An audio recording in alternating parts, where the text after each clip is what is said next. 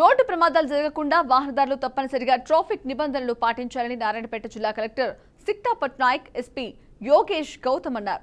జాతీయ రోడ్డు భద్రతా మాసోత్సవాలలో భాగంగా జిల్లా రవాణా శాఖ ఆధ్వర్యంలో జిల్లా కేంద్రంలో విద్యార్థుల చేత అవగాహన ర్యాలీ నిర్వహించారు.